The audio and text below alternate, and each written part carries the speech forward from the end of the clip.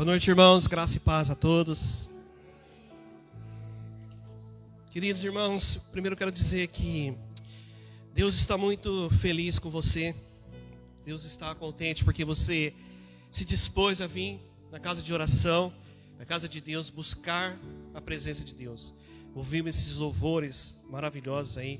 O Ministério de Louvor está de parabéns. Fui muito edificado com as músicas, né, que foram cantadas, abrindo no nosso coração e dizendo, irmãos, como é importante você estar aqui, né? A escolha que você fez essa noite, de estar aqui na presença de Deus. Muitos dizem assim, olha, eu não preciso ir na igreja. É uma mentira muito grande do diabo, irmãos. Sabe por quê? Porque a igreja somos nós, não é verdade? Se eu e você não estiver aqui, tudo que está acontecendo aqui não acontece, né? E como resultado do que Cristo fez por nós, nós nos reunimos. Esse é o momento que a igreja se reúne no Brasil inteiro, no mundo inteiro, né? Nos cultos de domingo, no culto de adoração, de busca ao Senhor. Declaramos, né, cânticos aqui, declaramos com a nossa vida coisas maravilhosas, né? E, inclusive esse último que cantamos aqui, né, que aquele que começou a boa obra em nossa vida, Ele é fiel para terminar, né? Deus não nos chamou, né, para que nós deixarmos nós à deriva, não. Ele tem um caminho para nós, amém? Irmãos, essa noite, primeiro eu sou muito grato ao pastor Paulo, a toda a sua família, né, a Igreja Batista da Vila Helena, aos irmãos e irmãs, né? Quando eu sou convidado para compartilhar, eu particularmente, assim, eu não gosto da palavra ministrar, porque eu deixo isso para os caras mais famosos, mais intelectual, né? Mas compartilhar a palavra de Deus, que Deus colocou no meu coração com a igreja. Irmãos, o que seria de mim se não fosse a igreja de Cristo? O que seria de mim, sério mesmo, irmãos, e da minha família, se não fosse os irmãos e irmãs? Se não fosse a igreja, pastor Levi, porque os parentes, eles, às vezes eles nos abandonam, principalmente quando a gente está meio duro, quando a gente precisa de ajuda, os parentes, ó, mas a igreja não, irmãos. A igreja, ela não nos abandona, os irmãos e irmãs. Quando você precisa de ajuda, você levanta a mão. Os irmãos, eles se movem, se mexem, fazem tudo para poder ajudar um irmão que às vezes nem é parente. Eu costumo dizer isso, né? Por causa de Cristo nós nos conhecemos. Pede ajuda para você vir para a igreja. Diga que você precisa de ajuda para você ver. Os irmãos vão se ajuntar, seja financeira, seja cesta básica, seja uma carona, seja o que for, irmãos. Só nós temos essa capacidade que foi dada por Cristo Jesus. Por isso quando você vier à igreja, venha feliz, sabendo que quando nós estamos ajuntados aqui, né, os irmãos, quando nós nos ajuntamos, né, é o ajuntamento dos santos, dos separados, daqueles que Deus, nós fomos, né, não fomos escolhidos, mas aquele que Deus nos chamou para esta obra, irmãos. Então se alegre no Senhor. Use esse momento, usa cada momento que passa aqui no culto, né? Não deixa passar. Não deixa isso acontecer, que seja mais um dia, mais um domingo na sua vida, não. Por mais simples que nós sejamos, talvez a nossa eloquência, nós somos uma igreja chique ainda, né? Com um painelzão, né, pastor, dos sonhos aqui atrás, som de primeira qualidade, ainda não somos, irmãos. Mas quando nós estivermos lá, em nome de Jesus, né? Quando a gente ir para a direita, para a esquerda, para frente, para trás aqui, nós vamos nos lembrar deste momento. Mas faça deste momento, igreja do Senhor, faça deste momento um momento especial na sua vida. Os cânticos que foram cantados, a palavra que vai ser ministrada, compartilhada, o abraço no final do culto, a comemoração, a oração pelas crianças, tudo isso aqui é o mover de Deus, irmãos. Não tem nada de... A gente não consegue fazer nada especial. É o nosso dia a dia, a nossa vida. São as ofertas, as crianças, o nosso trabalho. Isso é a igreja se movendo. Somos nós, eu e você. Não é só o pastor. Somos nós que movemos a igreja. Nós que andamos, né? Então eu costumo dizer, né? Desculpa ser repetitivo, né? Quando você reclamar da igreja, cuidado. Você está reclamando de você mesmo. Eu e você somos a igreja de Cristo. Amém? Queridos, eu quero pregar nessa noite, eu quero compartilhar, eu quero falar, pastor, eu sei que talvez no final do culto o pastor vai me chamar ali na salinha, né, a salinha da teologia ali, para para nós conversarmos ali, puxar a minha orelha, né? Mas eu sei que é o culto da família, mas eu quero falar com a igreja de Cristo. Gosto sempre de lembrar, irmãos, que a partir de agora você não é mais uma pessoa normal, você foi lavado, remido. O seu nome foi escrito no livro da vida, tá bom? Quando você sair daqui, passar daquela porta ali na segunda-feira, a sua vida, você vai trabalhar, você vai enfrentar todas as dificuldades da segundona, da semana, do trabalho, do chefe, todas aquelas tribulações que você tem, né? As aflições, mas uma diferença, né? Você está com o seu nome escrito no livro da vida. Você é lavado e remido pelo sangue. Você foi comprado com sangue precioso. Você é a igreja de Cristo. E quando Ele voltar, Ele vai levar eu e você. Então tenha isso no seu coração. Não perca isso. Essa é a nossa visão. Não perca isso de vista. Trabalhe nisso. Viva para isso. Morra por isso. O texto, irmãos, em Marcos, o capítulo 10, é um texto bem conhecido. Bem conhecido mesmo, né? Marcos, capítulo 10, versículo 46 ao 52.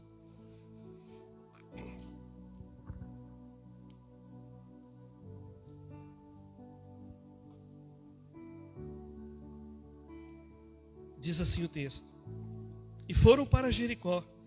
Quando ele saía de Jericó, juntamente com os discípulos e uma numerosa multidão, Bartimeu, cego, mendigo, filho de Timeu, estava sentado à beira do caminho. E, ouvindo que era Jesus, o Nazareno, pôs-se a clamar: Jesus, filho de Davi, tenha compaixão de mim. E muitos repreendiam para que ele calasse, mas cada vez gritava mais: Filho de Davi, tenha misericórdia de mim. Parou Jesus e disse: chamai-o. Chamaram então o cego e dizendo-lhe: tem bom ânimo, levanta-te, ele te chama. Lançando de si a capa, levantou-se de um salto e foi ter com Jesus. Perguntou-lhe Jesus: que queres que eu te faça? Respondeu o cego: mestre, que eu torne a ver. Então Jesus disse: vai, a tua fé te salvou. E imediatamente tornou-se a ver e seguia Jesus na estrada afora. Amém? Feche seus olhos. Pai bendito, em nome de Jesus, nós estamos diante da sua palavra, diante da sua igreja. Que nesse momento o Senhor fale no nosso coração, Senhor, com a sua palavra, que nos ensine, ó Deus, que nós possamos ser transformados pela sua palavra, a começar da minha vida, na vida dos irmãos, em nome de Jesus. Amém? Queridos, eu sei que nós já conhecemos essa história de trás para frente, frente para trás. Eu sei que você já ouviu várias mensagens sobre essa passagem aqui. E teologicamente aqui, se nós fôssemos interpretar essa mensagem, esse texto completo aqui, inclusive esse texto, irmãos, ele está no livro de Mateus, de Marcos e de Lucas. Os três evangelhos, só não de João. Você vê que é uma coisa importante que aconteceu. Mas se a gente olhar friamente, a gente daria ênfase ao grande milagre que Jesus fez com esse cego, que era ele voltar a enxergar. Então, quando você estuda um pouquinho do texto, Bartimeu, né, toda vez, a teologia, toda vez que é Bar, é filho, né? Bartimeu, filho de Timeu, Barnabé. Então, esses nomes, toda vez que tem Bar, é porque era filho. Ele já era conhecido ali na região, um cego conhecido, que pedia esmola ali, sem nenhum...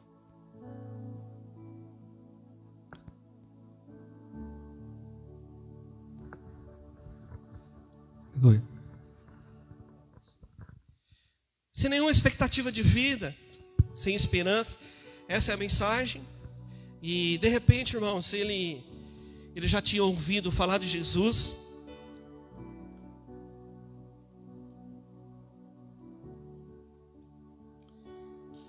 E Jesus saiu saiu de Jerusalém, foi até Jericó.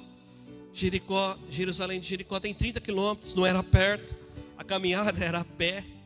Jesus estava passando lá por Jericó, foi até Jericó. Já tinha feito o que tinha que fazer e estava indo embora, diz o texto, né? Já estava saindo de Jericó. E esse cego, quando ouviu que Jesus estava lá, começou a clamar e dizer, né? Ele aclamar o nome de Jesus porque ele o conhecia e ele sabia que era agora ou nunca, né? Eu preciso de um milagre.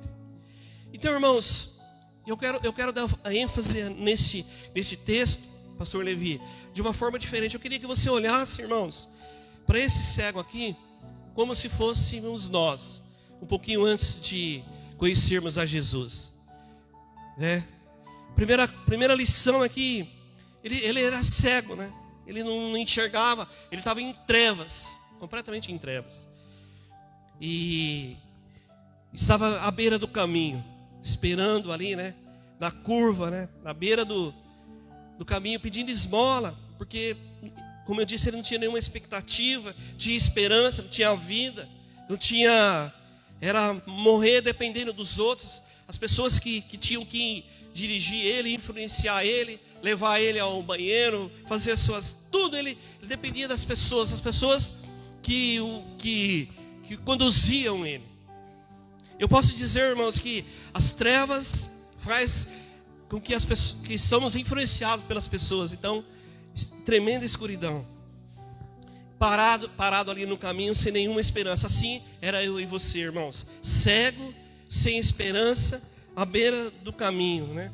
Carregando o nosso maior tesouro. Ele tinha, né? Muitos pregadores falam, né?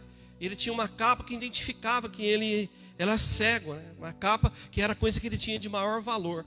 Porque à noite, provavelmente, ele não fala se ele tinha um lugar para morar. Provavelmente ele era um morador de rua. Ele dependia da capa para sobreviver. Era o maior tesouro que ele tinha, o que ele tinha de maior valor. E eu e você, irmãos, éramos assim, sem nenhuma esperança. E de repente, ele viu que Jesus ia passar por aquele cidade. Jesus estava indo embora e ele correu atrás de Jesus desesperadamente e começou a clamar, né? Jesus, filho de Davi, tenha misericórdia de mim. A palavra misericórdia, irmão, significa o limite, quando você sai da sua zona de conforto para em outro texto, né, um pouquinho para baixo ele diz compaixão, misericórdia. É quando você estende o perdão além do seu limite, né? Você perdoa aquela pessoa que caiu, que errou, que falhou, que não merecia perdão. A misericórdia, ela atende a essa expectativa. Ela vai além do perdão. Eu perdoo você, mas eu ainda vou ajudar você novamente. E uma, e duas. Eu perdoo você e vou conduzir você a se levantar, a mudar, a transformar de vida. Então, quando o cego estava clamando, Jesus, filho de Davi era a referência que o judeu dava, porque ele era o Messias, era a esperança, era o Salvador. Quando ele dizia, Jesus, filho de Davi, tenha misericórdia de mim. Jesus, o Salvador, não vá embora sem vir aqui, sem falar comigo. E o texto diz que algumas pessoas tentavam impedir ele de se aproximar de Jesus, porque, irmãos, a Bíblia, no começo do texto diz que os discípulos e uma grande multidão seguia Jesus. Então, quando você vê esse momento, é que ele era espremido, empurrado, porque as pessoas iam atrás dos milagres. E um dia nós vamos pregar aqui, né, sobre se você é discípulo ou multidão. A multidão seguia Jesus com ele. E as pessoas sentavam e falavam assim, não, eu estou na fila, eu vim de Jerusalém até Jericó seguindo ele. Se ele tiver que fazer um milagre, tem que ser eu primeiro, amigão. Entra na fila aí, ó. Entra na fila dos milagres aí. Aqui você não vai chegar perto de Jesus, não.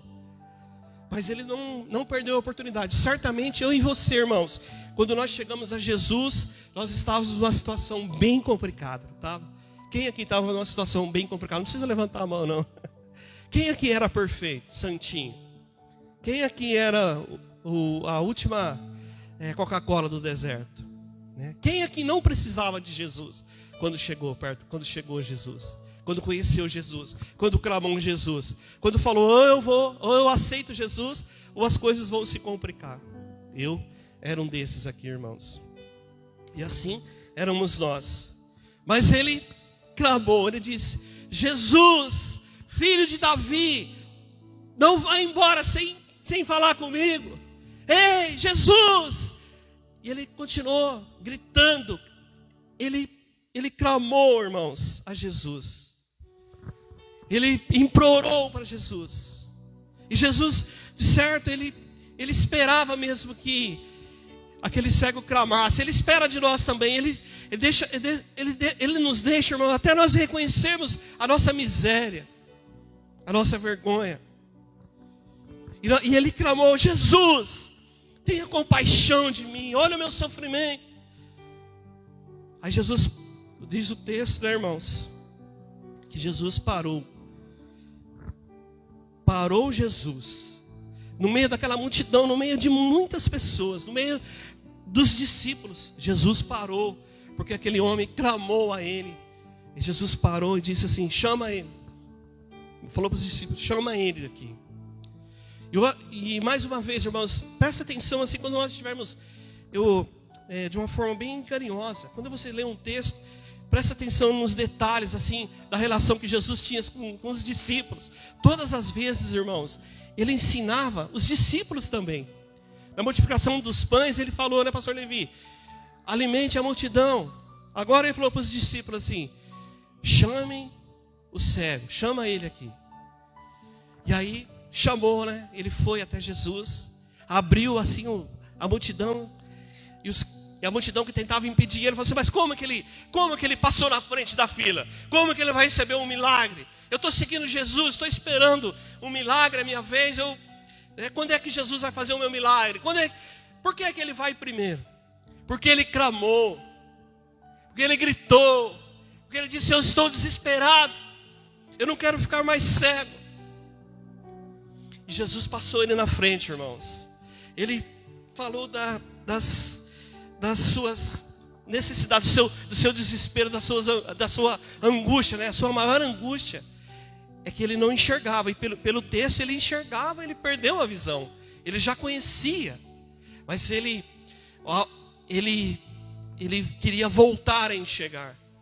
E a outra coisa, irmãos, a presença de Jesus começou a fazer um movimento ali naquela região, e ele ouviu, né? Porque ele não enxergava, mas ele ouviu o movimento. Ele perguntou, quem que está aí? Quem que está acontecendo aqui? As pessoas, é Jesus de Nazaré, aquele que ninguém valoriza, né? Então existem essas palavras, Jesus de Nazaré. Pode vir alguma coisa boa de Nazaré? Pois era Jesus. E Jesus encontra ele, pergunta para ele, né? O que quer que o Senhor te faça? Aí ele diz assim, eu quero voltar a enxergar. Aí Jesus falou assim, a tua fé te salvou. E eu e você tivemos fé, e nós então acreditamos em Jesus, e nós voltamos, irmãos, a enxergar. As vendas foram tiradas, e eu e você começamos a fazer parte do reino de Deus. Como esse cego aqui. Foi um encontro que nós tivemos. Eu me vejo assim no encontro que nós tivemos com Jesus. Reconhecemos nossa necessidade. E Jesus chamou. E Jesus falou assim, olha, chame o cego aí, né? Chama ele aqui. Ele chegou perto e Jesus perguntou para ele, o que você quer que eu te faça? Então,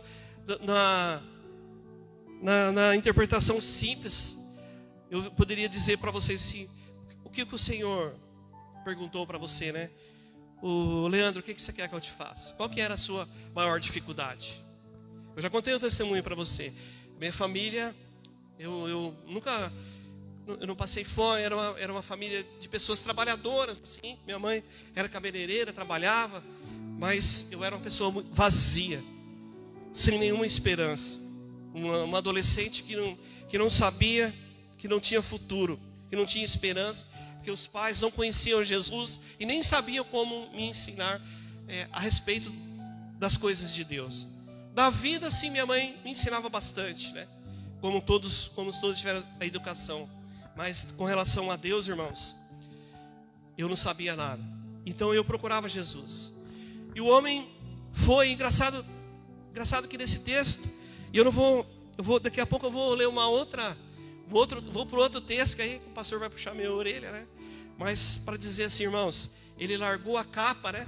Já vi muitos pastores pregar da coisa mais preciosa que ele tinha. Ele largou imediatamente a capa, deu um salto, foi ter com Jesus imediatamente, e ele recebeu a bênção de Deus. O tesouro é a vida, irmãos. Era tudo que ele tinha. Nós largamos a nossa vida, abrimos mão da nossa vida. Sabe qual que é a nossa vida? A nossa vida é que nós não fazemos mais aquilo que queremos. É por isso que nós temos problemas com o mundo, porque nós não fazemos mais o que queremos. Nós temos que fazer de acordo com a vontade de Deus. Esse é o nosso conflito, o nosso confronto com o mundo. Nós não fazemos mais. Então largamos a nossa vida. Por quê? Nós poderíamos fazer coisas que agradam a nossa carne, a nossa vida, mas a gente não faz, a gente perde a vida. As pessoas falam, não, eu não vou virar crente agora, eu quero aproveitar a vida, eu quero ganhar a vida, vou viver a vida, depois eu vou virar crente, né? Essa é a linguagem que a gente ouve. Nós não. Nós abrimos mão do nosso maior tesouro, que é a nossa vida. Não aquela da morte, né? A morte vai chegar para todos. Mas abrimos mão da nossa vida. E essa é a nossa maior luta. É que a nossa vida não é nossa mais agora. E o nosso tesouro nós entregamos para Jesus. Entregamos para Ele a nossa vida. E aí nós dependemos dEle. Porque diz o texto, irmãos, que por causa da fé dele, ele voltou a ver. Jesus falou assim, a tua fé te salvou. E ele imediatamente começou a enxergar.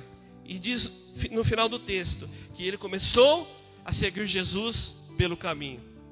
E assim aconteceu com nós. Fomos livres, não foi? Estávamos lá na beira do caminho, cegos nas trevas. Jesus nos tirou, entregamos para Ele o nosso maior tesouro. E aí nós começamos a seguir Jesus pelo caminho. E a pergunta é, igreja, como que estamos seguindo Jesus pelo caminho?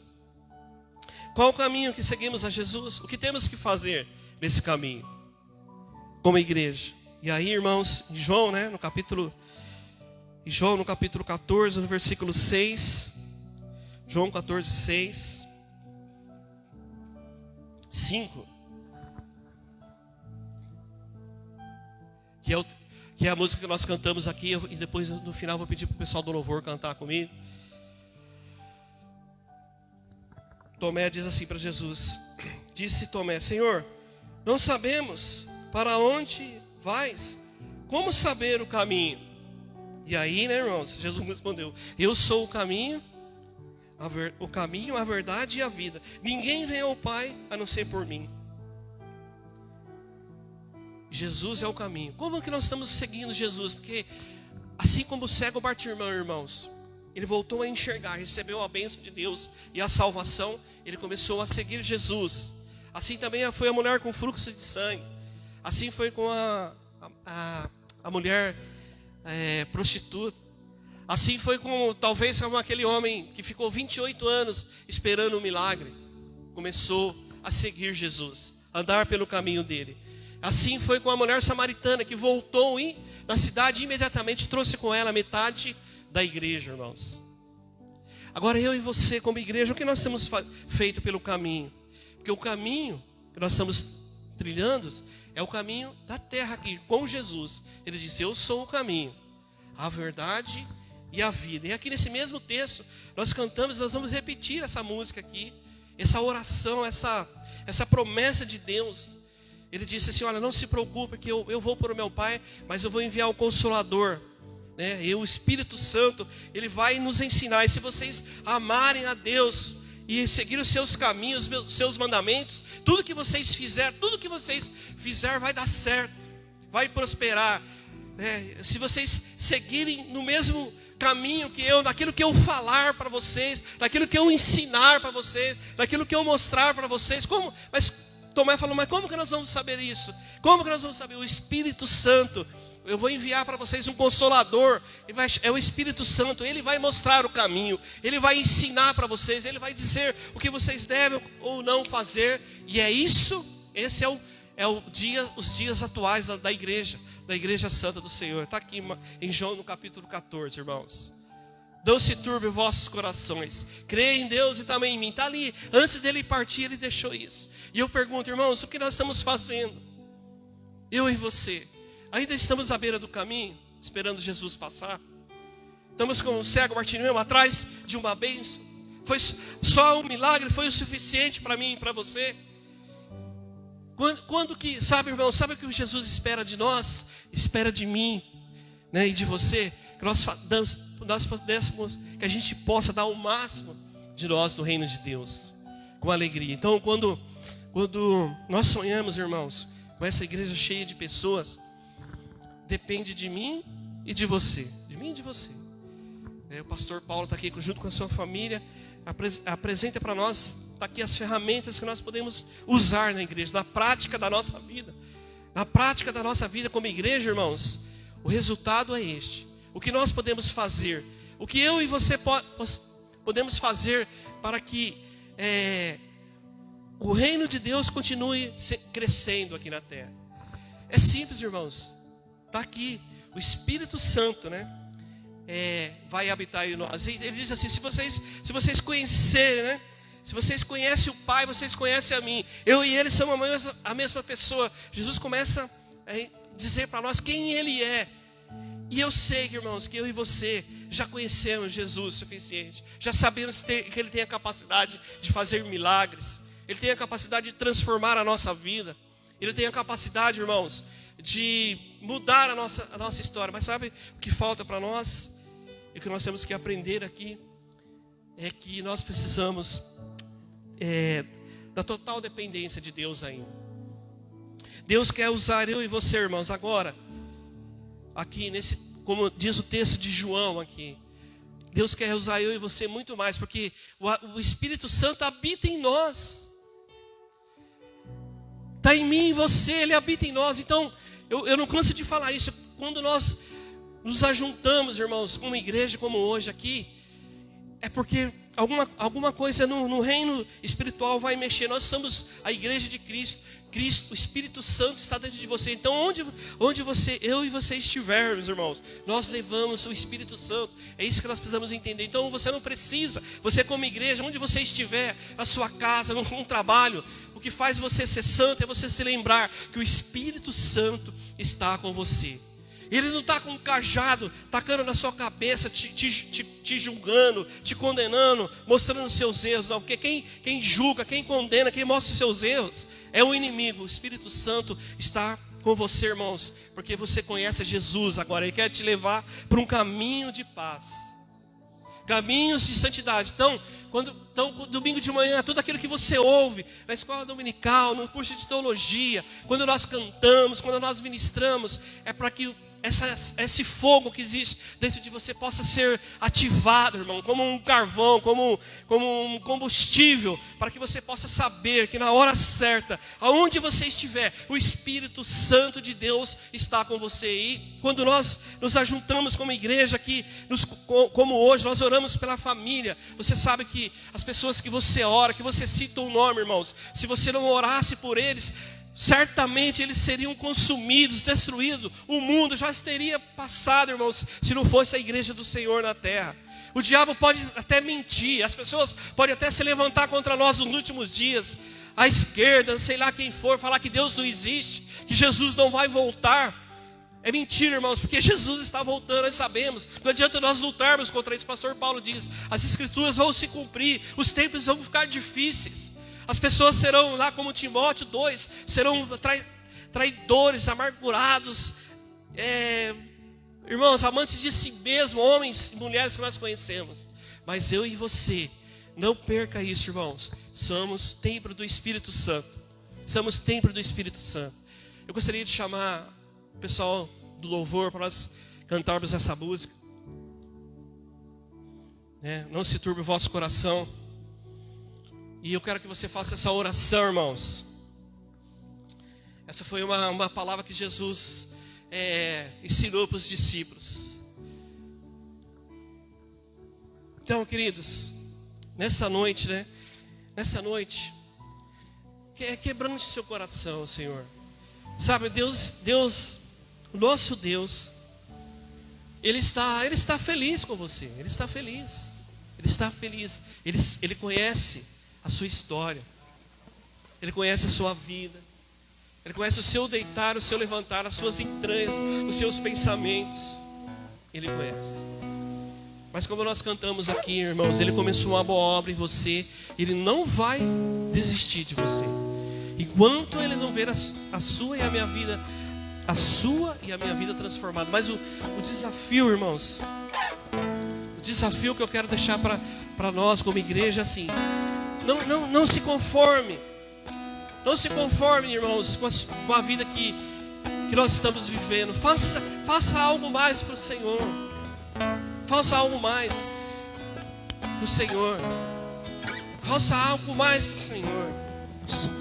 Você está dando o seu melhor para o Senhor. Só entre você e Deus, assim, você dá o seu melhor, o máximo. Eu estou falando para mim também, irmãos.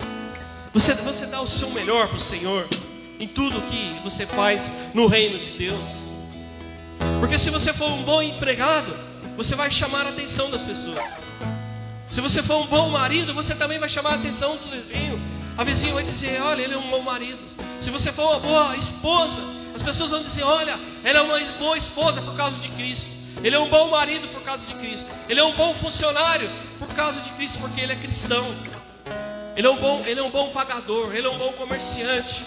Ele é um bom amigo, ele é um bom professor, ele é um bom policial, ele é um bom presidente, ele é um bom advogado, por causa de Cristo na vida dele. E é verdade mesmo. Então você, irmão, você é especial para Cristo. E essa igreja só vai crescer quando nós tivermos consciência disso, de que eu e você, isso é trabalho nosso. Isso é trabalho das ovelhas, do corpo. Então convide um amigo, se esforce, chame. Estou falando para mim também, irmãos. Não se conforme, vamos sair, olha, o ano está terminando, né? E nós precisamos trazer pessoas, famílias. Isso não é responsabilidade só do pastor. O pastor cuida das ovelhas, mas a ovelha é que gera a ovelha. É lá no seu trabalho, junto com ele. Que o pastor também, lá no trabalho dele, evangeliza, prega, fala do evangelho. Mas eu e você, lá na ponta, também temos que fazer a nossa parte. E para isso, irmãos, essa música aqui, ó, essa música nos ajuda. Ó, fique de pé, por favor, em nome de Jesus, irmãos. Toda vez que você cantar uma música, preste atenção naquilo que você está cantando. Essa música é João capítulo 14. Está dizendo o que Jesus está falando para mim e para você. Olha só. Vamos lá, Paulo.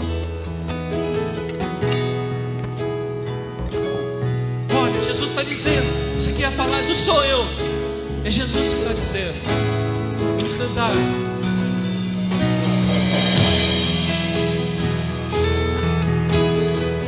Pega essa palavra essa semana, irmãos. Pega essa palavra para você. Põe no seu coração. Dilua ela. Não se turbe o vosso coração. Crede em Deus e também em mim. Na casa de meu pai há muitas moradas. É Jesus dizendo para nós, irmãos. Se não fosse assim, eu não teria dito: vou preparar-vos um lugar.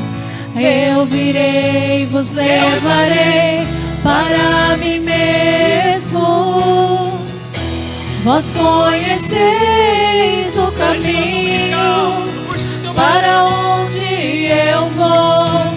Eu sou o caminho, a verdade, a vida. Ninguém vem ao Pai a não ser por mim. Em verdade eu vos digo, porque eu vou para o Pai. Mas aquele que crer em mim, obras maiores fará.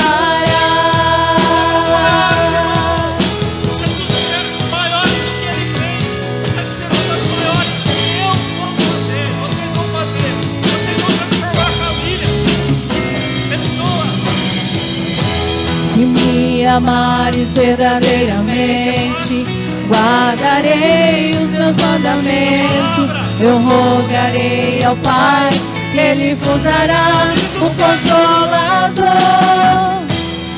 o Espírito da verdade, que o mundo não pode perceber, mas Ele habita em vós, estará em nós para sempre. Aquele que tem os meus mandamentos e os guarda, esse é o que me ama. E se alguém me amar, será amado por meu Pai. Eu também o amarei e me manifestarei a Ele.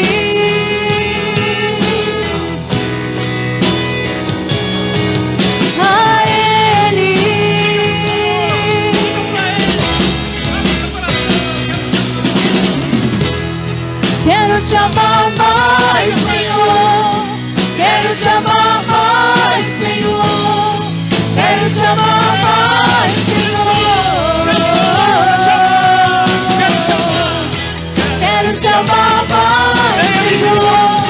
Quero te amar mais, Senhor. Quero te amar mais, Senhor.